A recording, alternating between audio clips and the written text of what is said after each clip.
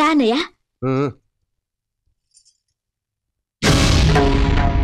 ఓ, నేను జైల్లో ఉండగా నీకు పెళ్లి కూడా చేసేసాడా? ఎవరు గాయత్రి? ఓ బావగారు మీరా? ఏయ్, ఎవడరా నీకు బావగారు?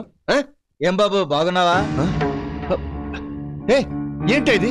లేబర్ వాళ్ళంతా తీసుకొచ్చి ఇంట్లో పెట్టారు. అన్నయ్య, మాటలు మర్యాదగా రాని. ఆయన మా ఆయన, వాళ్ళు మా అత్త మావలు. వాట్? వీడు నీ మొగుడు, వాళ్ళు నీ అత్త మావలు? అవును. చెయ్, ఇంత లో క్లాస్ వాళ్ళని చేసుకోవడానికి నీకు, చేయించడానికి వాడికి సిగ్గులేదు? అది కాదు బాబు. పోండి, అందరూ బయటికి పండి. Hello, out. ఆవేశపడకో, ఇది నీళ్లు కాదు, నా ఇల్లు. నీళ్ళ అంటే దీన్ని కట్టం కింద కొట్టేసావా? కొట్టేయలేదు, కష్టపడి కొనుక్కున్నారు. కొనడానికి వీళ్ళెవరు? అమ్మడానికి వాడేవాడు? ఏడి వాడు?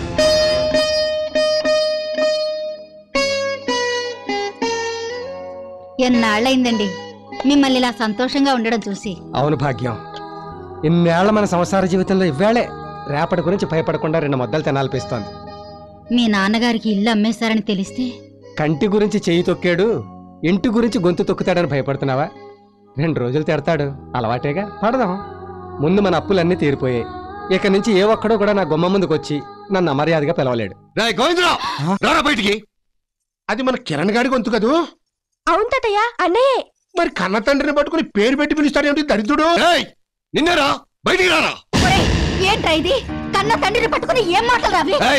కన్న తండ్రా వీడా? కన్నడమే గొప్పతనం అయితే వీధిలో పందులు కుక్కలు కూడా కంటున్నాయి. నీకేమైనా పిచ్చెక్కిందా? వీధిలో ఏంట్రా అరుపులు? ఇంట్లోకి రారా? ఏంట్రా ఈ మాటలు? నలుగురు వింటే పరువు పోతుంది. పరువా? అదేమన్నా మిగిల్చాడా వీడు పోవడానికి? వాడు వీడు అంటే ఏంట్రా పిచ్చివాగుడు?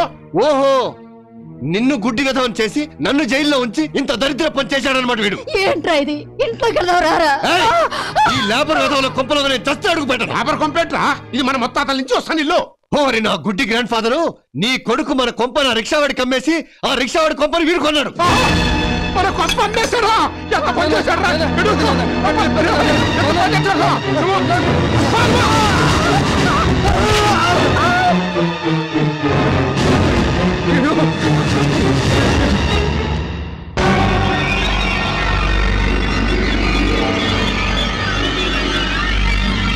అమ్మో అమ్మో, చెత్త కొడుక! ఇల్లు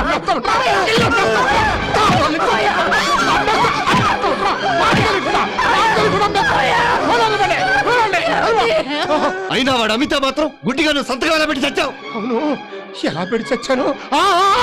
ఆసుపత్రిలో ఆపరేషన్ కోసమని అమ్మ నా కొడుక గుడ్డోని చేసి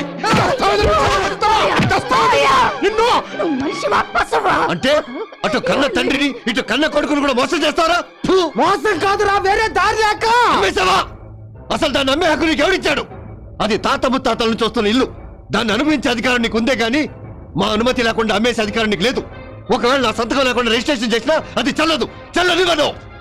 తాతయ్య, మన ఇల్లుని ఎలా దక్కించుకోవాలో నాకు బాగా తెలుసు. నాతోరా.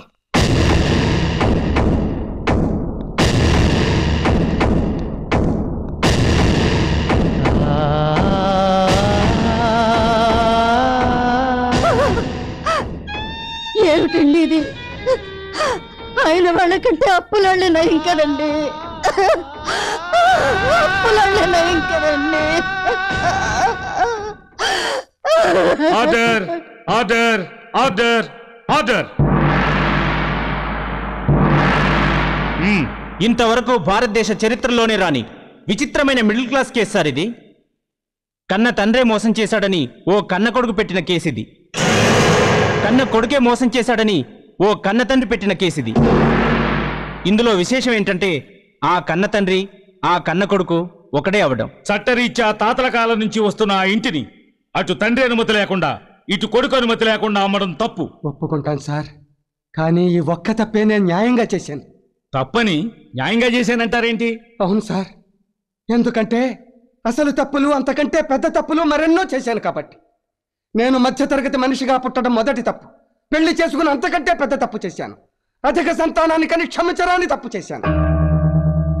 నన్ను కని పెంచి పెద్ద చేసిన నా తండ్రికి కంటి ఆపరేషన్ చేయించకుండా బాధ పెట్టి గుడ్డివాణ్ణి చేసి దస్తావేజుల మీద సంతకాలు చేయించి కొడుకుగా తప్పు చేశాను. ఒక్కగానొక్క కొడుకని నన్ను కుటుంబాన్ని ఉద్ధరిస్తాడని వాడికి వచ్చే కట్నంతో ఆడపిల్లల పెళ్లిళ్ళు చేయొచ్చని ఆశతో వాడిని మాత్రమే పెద్ద పెద్ద చదువులు చదివించి ఆడపిల్లలకు అన్యాయం చేసి తండ్రిగా తప్పు చేశాను. తక్కువ కట్నం అడిగాడు కదా అని కక్కుర్తిపడి వాడు ఎటువంటి వాడో తెలుసుకోకుండా పెద్ద కూతురును దౌర్భాగ్యుడికి ఇచ్చి పెళ్లి చేసి చివరికి దాని పసుపు కుంకాలు కూడా తుడిపేసి మరింత తప్పు చేశాను. రెండో కూతురు తన కాళ్ళ మీద తనే నిలబడి 4 డబ్బులు సంపాదించుకుంటుంటే సిగ్గు లేకుండా డబ్బులు వాడుకున్నాను. చివరికి నేను పెళ్లి చేయలేనేమోనని తన మొగుడిని తనే వెతుక్కుని వెళ్ళిపోతే భారం తగ్గిందని బాధ్యత లేని తండ్రిగా తప్పుకున్నాను. ఫస్ట్ మార్కులతో స్కూల్ ఫస్ట్ తెచ్చుకున్న నా 3వ కూతుర్ని చదువు ఎక్కువైతే అంతకంటే ఎక్కువ చదువుకున్న మొగుడిని తేవాల్సి వస్తుందని చదువుకుంటాను నాన్న అని ఆశగా నోరు తెరిచి అడిగితే వద్దమ్మా అని నిర్దాక్షిణ్యంగా నోరు నొక్కేసి మరింత తప్పు చేశాను. కొడుకుగా తండ్రిగానే కాదు చివరికి అన్నగా కూడా చెల్లెల్ని పట్టించుకోలేదు. తను తప్పు చేస్తే అడ్డుకోక మౌనంగా ఉండి తప్పు చేశాను. ఎన్ని భయంకరమైన తప్పులు చేశాను సార్.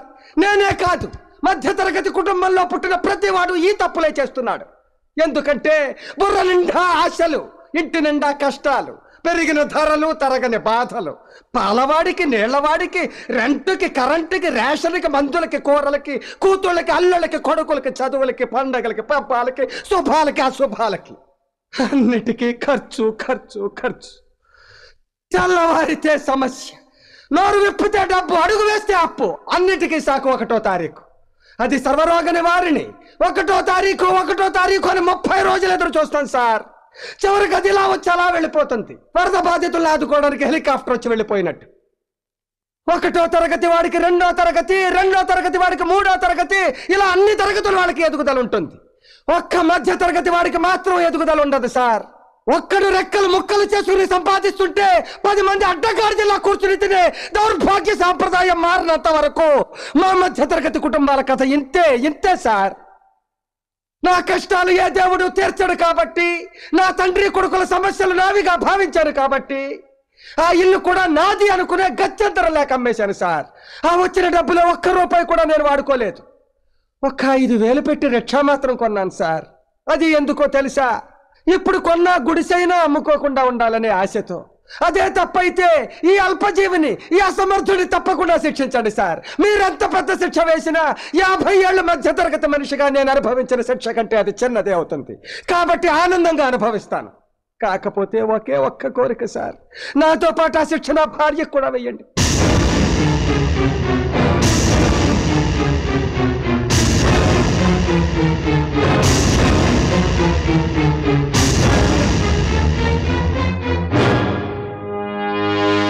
నీ వ్యధ విన్నాక నిజంగా నీ మీద జాలి వేసింది, కానీ నీ కోరిక విన్న తర్వాత నీ మీద అసహ్యం వేస్తుంది. I'm sorry sir. Please sir, దయచేసి ఒక్క కోరిక కాదనకండి సార్.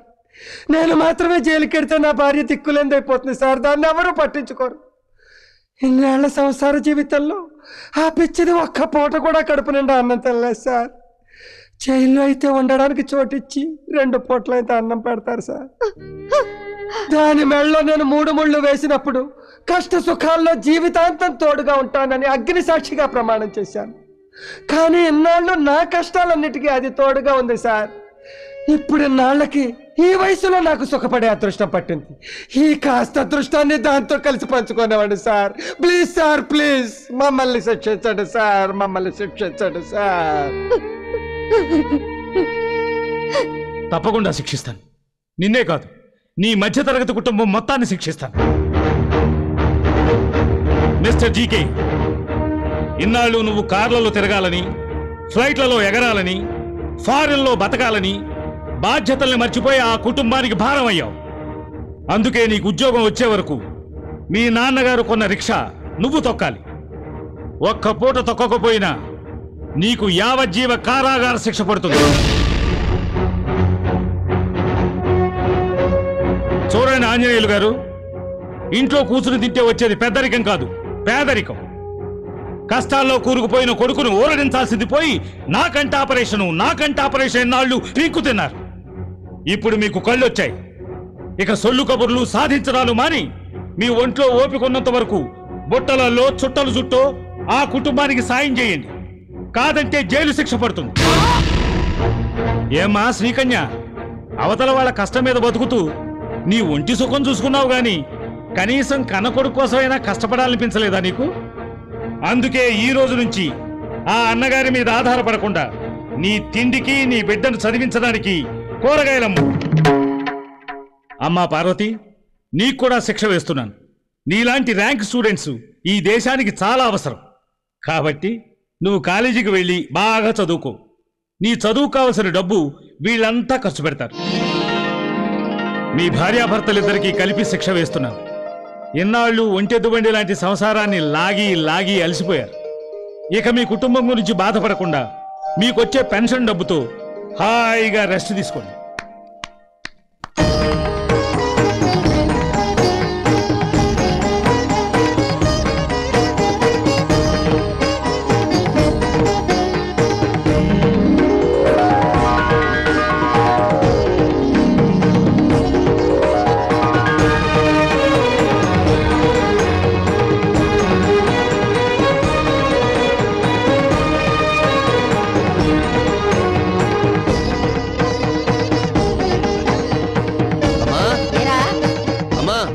ఏంటి? ఈ నెలంతా నేను కష్టపడి రిక్షాతోకి సంపాదించిన డబ్బు 3000. వారి నా గ్రాండ్ సన్ను, ముసలోనైనా నీకంటే నేనే బెటర్ రా. ఈ నెలంతా బుట్టలని సంపాదించింది 3200.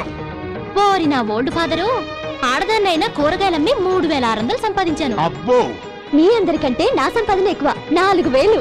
అయితే ఈ 4000 మీ దగ్గరే ఉంచండి నాన్న, ఖర్చులకు పనికొస్తాయి. మరి మిగతాదో? మిగతా 100 ఈ డిబ్బిలో వేయండి. Very good. అమ్మో, 1వ తారీఖు వచ్చేసరికి ఎంత డబ్బు!